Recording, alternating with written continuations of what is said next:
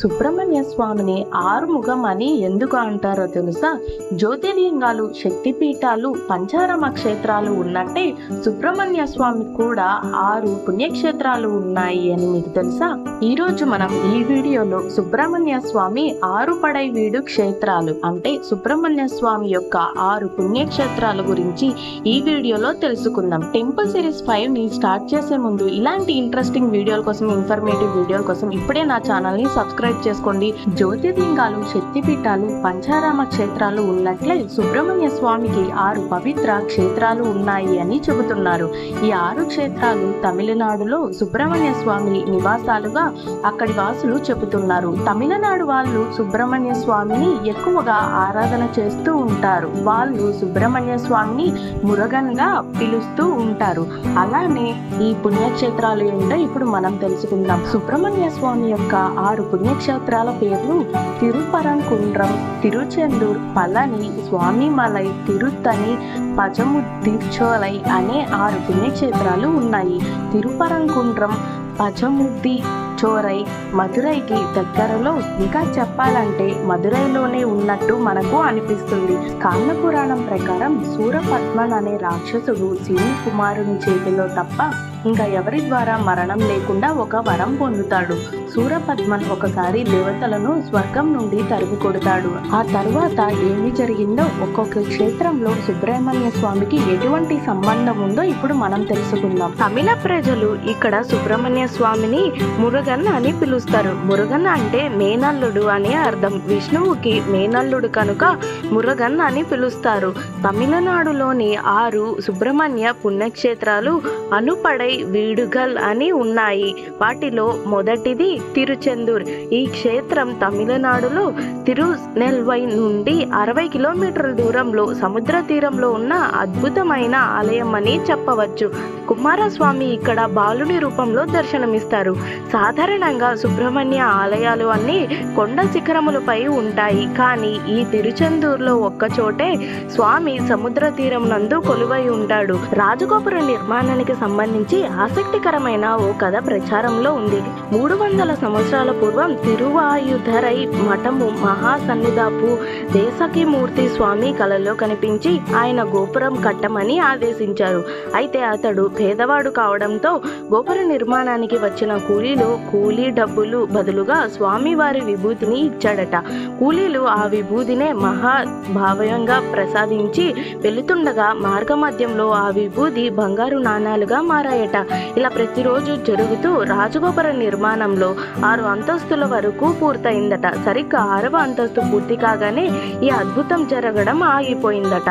అనంతరం ఆ తరువాత దేశీ కాచార్యులు కళలో కనిపించి మిగిలిన నిర్మాణానికి సీతాపతి మార్కర్ అనే భక్తికి దగ్గరకు వెళ్ళి ఒక బొట్టు ఉప్పును తీసుకురమ్మని ఆదేశించారు. దేశికమూర్తి స్వామి ఆదేశం మేరకు సీతాపతి మార్కర్ దగ్గరకు ఒక బొట్టు ఉప్పు తీసుకొని వస్తుండగా మార్గం మధ్యలో ఆ ఉప్పు కాస్త బంగారంగా మారిపోయిందట. ఆ బంగారు నాణాలతో దేశికమూర్తి మిగిలిన రాజగోపురాన్ని పూర్తించేశారట. ప్రధాన ఆలయానికి 200 గజాల దూరంలో ఒక చిన్న బావి ఉంది. సాక్షాత్తు స్వామివారే ఈ బావిని తవ్వారని ప్రతీతి. దీనిని కుక్క బావి అని పిలుస్తారు. ఈ బావి సముద్రానికి సమీపంలో ఉన్న ఇందులో నీరు ఉప్పగా ఉండక తీయగా ఉంటాయని ఇక్కడ విశేషంగా చెబుతారు. అలాగే ప్రధాన ఆలయానికి ఉత్తర దిశలో ఓ గుహ ఉంది. దీనిని వల్లి గుహ అని పిలవడం జరుగుతుంది. ఈ గుహలో వల్లి దేవి అని అమ్మవార్లు కొలువై ఉంటారు. ఇక్కడ స్వామివారికి అభిషేకించేసి విభూతి తీసుకుని వచ్చి ఇంట్లో పెట్టుకుంటే ఎటువంటి గ్రహ, శత్రు, భూత, ప్రేత బాధలు ఉండవు. అంతేకాదు ఆ విభూతిని సేవించడం వల్ల ఎన్నో దీర్ఘకాలిక చర్మ వ్యాధులు నయమవుతాయని ఎంతో మందికి అనుభవాలు కలిగి వచ్చాయి అని చెబుతుంటారు. 2వ ఆలయం తిరుపరంకుండ్రం. ఈ సుబ్రహ్మణ్య స్వామి వారి యొక్క 6వ ఆలయంలో ఇది చాలా ప్రత్యేక క్షేత్రము. 2వది ఈ క్షేత్రంలో శ్రీ సుబ్రహ్మణ్యేశ్వర స్వామి వారికి ఇంద్రుని కుమార్తె అయిన దేవయాని రాజధాని దేవసేన అమ్మతో కళ్యాణం జరిగింది అని చెబుతుంటారు. ఈ క్షేత్రం తమిళనాడులో ప్రఖ్యాత పుణ్యక్షేత్రం అయినది అని చెప్పవచ్చు. ఇది మదురైకి కేవలం 5 కిలోమీటర్ల దూరంలో ఉంది. ఇక్కడ ప్రత్యేకత ఏమిటంటే ఈ ఒక్క క్షేత్రంలోనే సుబ్రహ్మణ్య స్వామి వారు కూర్చొని దర్శనమిస్తారు. మిగతా అన్ని చోట్ల స్వామి నిలబడే మూర్తిని మనం చూస్తూ ఉంటాము. ఇక్కడ స్వామికి అభిషేకం చేయరు, కేవలం ఆయన శక్తి శూలమునకు మాత్రమే అభిషేకం చేస్తారు అని చెప్పవచ్చు. ఇంకో విశేషము ఏమిటంటే ఈ ఆలయం మొత్తం ఒకే కొండ రాతిని చెక్కి మలిచినది అని చెప్పవచ్చు. ఆలయంలోకి ప్రవేశించగానే అక్కడ 48 స్తంభాలు, ఒక్క స్తంభం మీద ఇంకొకటి ఉంటుంది అని చెప్పవచ్చు. విఘ్నేశ్వర స్వామి వారు కర్పగ వినాయకర్ అనే పేరుతో ఉంటారు. పెద్ద మూర్తి చాలా బాగుంటుంది. పక్కనే మహాదేవుడి లింగ స్వరూపంలో ఉంటారు. దుర్గా అమ్మవారు మధ్యలో ఉంటారు. దుర్గా అమ్మకి ఎడమవైపు వినాయకుడు, కుడివైపు సుబ్రహ్మణ్య స్వామి ఉంటారు. శివలింగం ఎదురుగా పెరుమాల్ అంటే శ్రీ మహావిష్ణువు కూడా ఉంటారు. ఈ స్వరూపాలన్నీ ఆలయం లోపల వెళ్ళాక మెట్ల దారిలో కనిపిస్తాయి. ఇప్పుడు అదే మదురైలో ఆరుపాడై వీడులో పళని, ముదిర్చై, తిరుప్పకుండ్రం, పళనిలో ఇది 3వ క్షేత్రంగా మనం చెప్పవచ్చు. ఇక్కడ స్వామివారు పద్మధురి దురిచోలై అని పిలువబడతారు. మనకి ఎన్ని ఐశ్వర్యములు భోగాలు ఉన్నా సరి అయిన ఆరోగ్యం లేకపోతే వ్యర్థం. ఈ క్షేత్రంలో స్వామివారిని దర్శించుకోవడం వల్ల చక్కని ఆరోగ్యం మనకు కటాక్షం ప్రసాదిస్తుంది అని భక్తుల నమ్మకం. మనం ఇంకా లోపలికి వెళ్ళగానే ఇక్కడ చాలా గుడులు మనకు ప్రత్యక్షంగా కనిపిస్తాయి. 4వ గుడి పళని. ఇక్కడ స్వామివారిని దండాయుధపాణి అనే నామంతో కొలుస్తారు. తమిళంలో ఈయనను పళని మురుగన్ గా కీర్తిస్తారు. ఈ క్షేత్రంలో చాలా పురాతనమైనది. స్వామి చేతిలో ఒక దండం పట్టుకొని కౌపికధారై పుష్య కైశ్యుడు నిలబడి చిరునవ్వు మనకి కురిపిస్తూ ఉంటారు. అదే స్వరూపంలో భగవాన్ శ్రీ రమణ మహర్షి, భగవాన్ రమణులు సుబ్రహ్మణ్య అవతారం అని పెద్దలు చెబుతారు. ఇక్కడ స్వామివారు కేవలం కౌపీనంతో కనబడడం అంతర్గతం. నన్ను చేరుకోవాలంటే అన్ని వదిలేసి నన్ను చేరుకో అని మనకు సందేశం ఇస్తున్నట్టు అని అర్థంగా చెప్పబడుతున్నాయి. అంటే ఈ పళని క్షేత్రము జ్ఞానము ఇచ్చే క్షేత్రము అని చెప్పవచ్చు. అంతేకాదు ప్రఖ్యాత కావడి ఉత్సవము మొదలైన క్షేత్రము ఈ పళని అని చెప్పవచ్చు. ఇక్కడ మందిరంలో గర్భగుడిలో స్వామివారి మూర్తి నవశాములతో చేయబడింది. ఇటువంటి స్వరూపం ప్రపంచంలో మరెక్కడా లేదు అని చెప్పవచ్చు. ఈ మూర్తిని సిద్ధభోగార్ అనే మహర్షి చేశారు.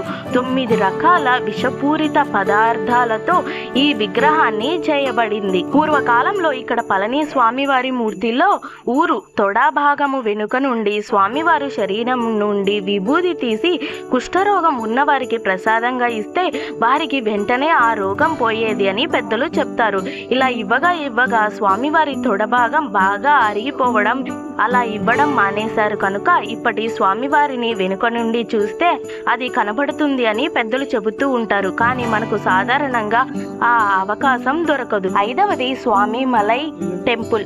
ఇక్కడ స్వామి మలై అంటే అపారమైన జ్ఞానం అని అర్థం. ఇక్కడ ప్రణవ రహస్యాన్ని పరమశివుడికి చెప్పాడు అని సుబ్రహ్మణ్యేశ్వరు చెప్పవచ్చు. ఇక్కడ సుబ్రహ్మణ్య స్వామి వారిని స్వామినాథ స్వామి అని కొలుస్తారు. స్వామినాథ అంటే గురుస్వరూపం అని చెప్పవచ్చు. అసలు స్వామి అనే మాట అమరశోకం ప్రకారం ఒక సుబ్రహ్మణ్యుడిదే అని చెప్పవచ్చు. ఎందుచేతనంటే దేవసేధానిపతి సూర స్వామి గజానుమహ అని అర్థంగా ఇవ్వబడుతుంది.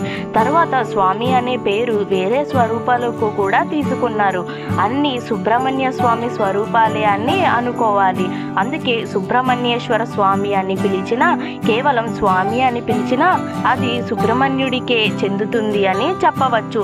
అమరశోకం అటువంటి మహానుభావుడు స్వామిమలైలో వెలిసి ఉన్నారు. ఇక్కడ స్వామిమలైని దర్శించుకుంటే మనకు జ్ఞానం ప్రసాదిస్తుంది అని చెప్పవచ్చు. 6వది తిరుత్తని. సుబ్రహ్మణ్యేశ్వర స్వామి ఇక్కడ దేవతలు మునులు బాధలు పోగొట్టడానికి సూరపద్మునితో యుద్ధం చేసిన అనంతరం వల్లీదేవిని వివాహం చేసుకోవడానికి బోయకుల రాజుతో చేసి చిన్న పోరు ముగిసిన అనంతరం శాంతించి ఇక్కడ ఈ క్షేత్రంలో కొలువై ఉన్నారు అని చెప్పవచ్చు. ఇక్కడ స్థల పురాణం ప్రకారం ద్వారా అవగతమవుతుంది. స్వామి శాంతించి ఇక్కడ కొలువై ఉన్నారు కనుక ఈ క్షేత్రానికి తనికై లేదా శాంతిపురి అని పేరు వచ్చింది. అలాగే తగిని అనే పదానికి మున్నంచుట, అదే ఓదార్చుట అని అర్థం అవుతుంది. స్వామి భక్తుల తప్పులను పాపాలను మన్నించి కటాక్షిస్తాడు కనుక ఈ క్షేత్రాన్ని తిరుత్తని అని వచ్చింది.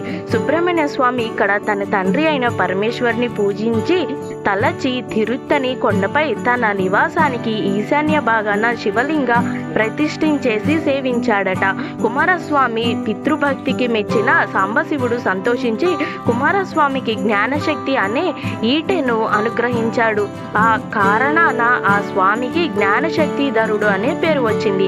ఇక్కడ కుమారస్వామి స్థాపించిన లింగానికి కుమారేశ్వరుడు అని పేరు వచ్చింది. ఇక్కడ ఎవరైనా కానీ పెళ్లి కాకుండా ఆలస్యంగా పెళ్లి అవుతుంది అని బాధపడే వాళ్ళు ఈ తిరుత్తని దర్శించుకుంటే మంచిగా పెళ్లి త్వరగా అవుతుంది అని భక్తుల నమ్మకం. స్వస్తి. ఇక్కడితో టెంపుల్ సిరీస్ 5 అయిన సుబ్రహ్మణ్య స్వామి 6 పుణ్యక్షేత్రాల గురించి తెలుసుకున్నాం. ఎలా అనిపించింది ఏంటో తప్పకుండా కామెంట్ చేయండి.